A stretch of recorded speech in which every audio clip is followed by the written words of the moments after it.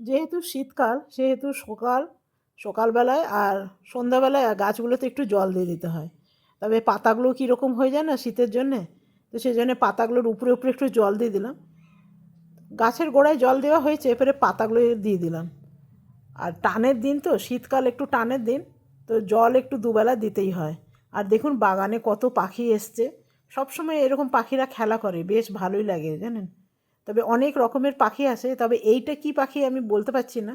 যদি আপনারা জেনে থাকেন তো বলবেন, তো অনেক দূর থেকে নিচ্ছি তো জানি না ঠিকঠাক আসছে কি না। এই যে দেখছেন কত বড় বড় পাখিগুলো, অনেক বড়। তো জানি না এগুলো কী পাখি, তবে আমি জানেন তো ধনে পাতার বীজ, শাকের বীজ ছড়িয়েছিলাম, সব খেয়ে ফেলেছে।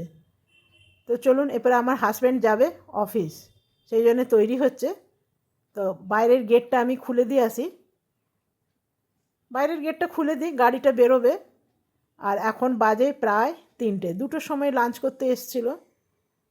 তো চলুন বন্ধুরা, একটু বাইরেটা আপনাদের দেখিয়ে দেবো। দেখুন বাইরে ঠেলা গাড়ি লেগে গেছে, এটা হলো জিলেপিওয়ালা। এখন জিলেপি ভাজবে আর নানা রকম ভুজিয়া আছে। তো চলুন, আজকে আমি এখানেই শেষ করলাম। কেমন লাগলো অবশ্যই বলবেন। Bye bye.